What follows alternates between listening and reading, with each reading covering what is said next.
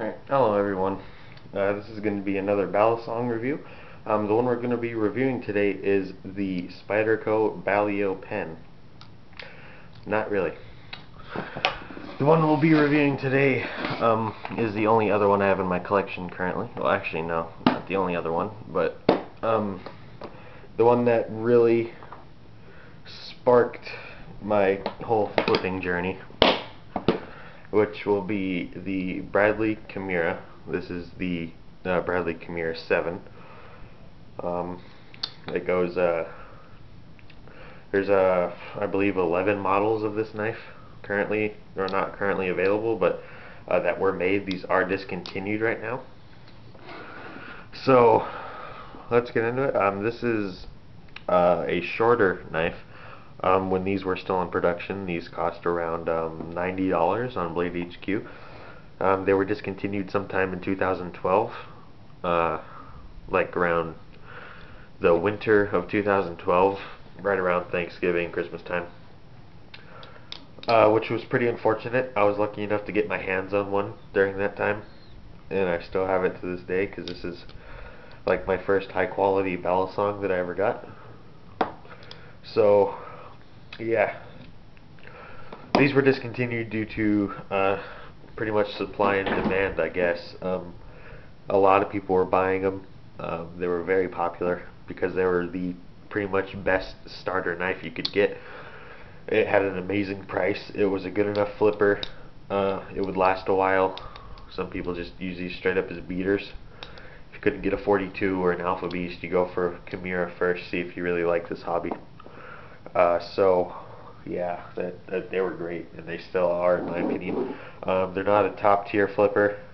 It's not going to fall apart on you though. It's a little shorter.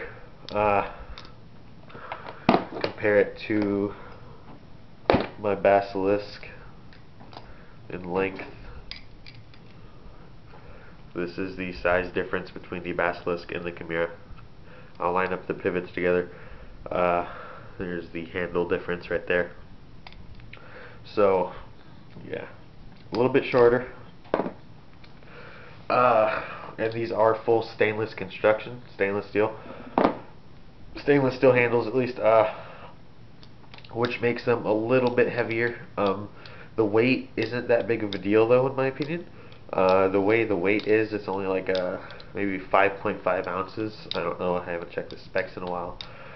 So flipping wise, it's a very neutral knife. It's not really rear biased or handle heavy or blade heavy or anything like that. I'd say it's just a really neutral knife. Maybe a little bit handle heavy, if anything.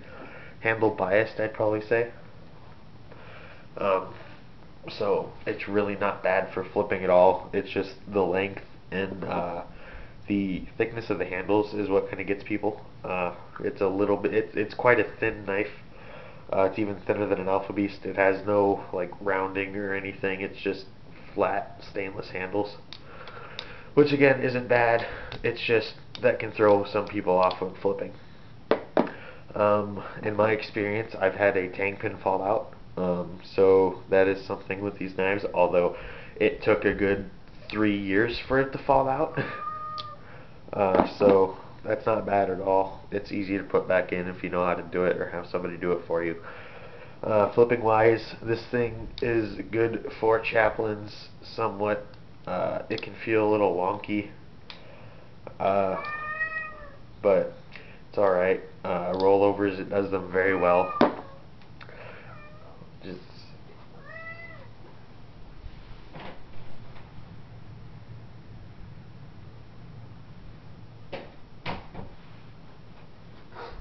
sorry about that.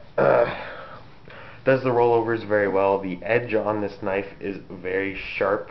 I've had it like 5 years now, and it is still sharp. This is definitely one you want to be wary of. So yeah, watch out for that. Always do a wrist pass, guys. It is a little bit prone to rust. I've found I've gotten a few rust spots on this knife here and there when I didn't keep very good care of my knives. The spine is not round, nor is it really chamfered. but it is in no way uncomfortable. If you take this knife and compare it to a bare bones, this is a lot more comfortable to flip than a bare bones. So that's a really good upside. The spine doesn't really hurt, it's just not chamfered or crowned. The skeletonization on these handles is what I really love. It gives you the grip that you need, it feels really nice, and it just looks really good. So it has some style points for me. There's the two different models, actually three now, or four really, I guess you could say. The Kimura 1 has unique handles. It's the only Kimura with those kind of handles where there's like no holes whatsoever. It's just chevrons up and down the handle.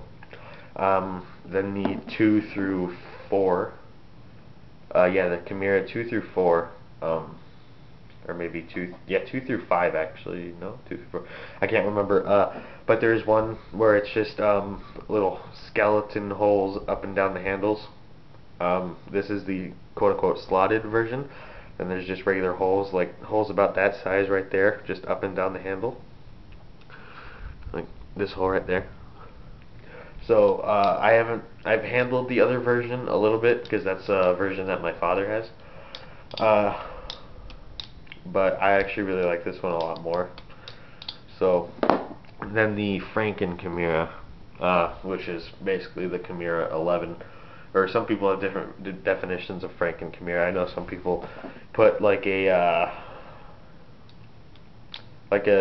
Tonto Kimura blade on a K1 handles, so it's like it has those handles but a different style blade, because I believe the K1 only had the spear point leaf blade, so that's something to think about.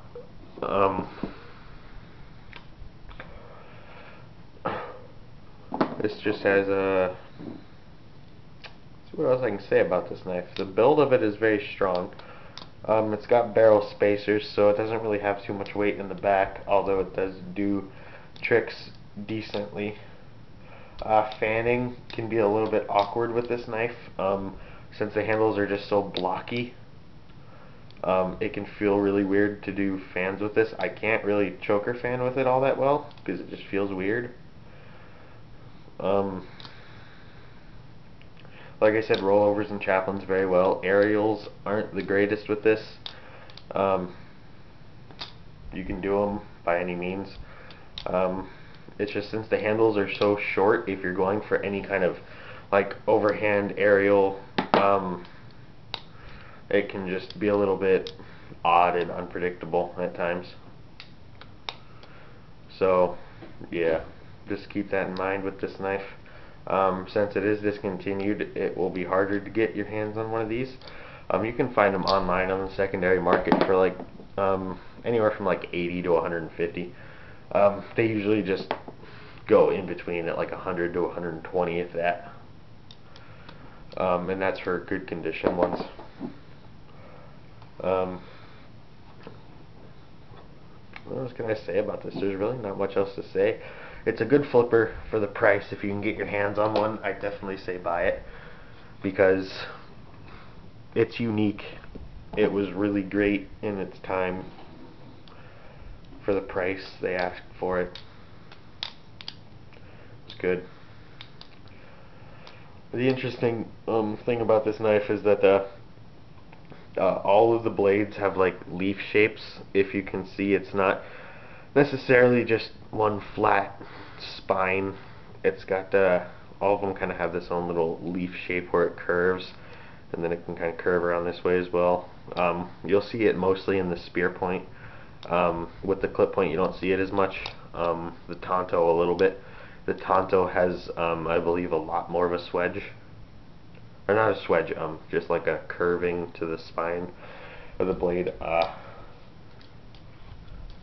So that's something to keep in mind. It doesn't make flipping uncomfortable, although I've heard that the K5 with the spear point blade can be a little uncomfortable for chaplains and stuff like that.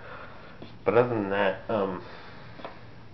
again, not much else I could say about this knife. I'm really upset that it was discontinued. If it wasn't discontinued, I'd probably have like 3 more of these and use them as beaters. because these are good little tank knives that you can just flip around and have fun with. They're really good, probably the best starter. So that was my review of the Kimura, in this case the Kimura 7. Yeah, I hope this helped you learn a little something else. I'm sorry this wasn't a very good review. There's just not much to say about this knife. Everything about it is just good, a little bit above average. So it's all pretty much preference with this thing, just like any other knife. So yeah, hope you enjoyed. Peace out.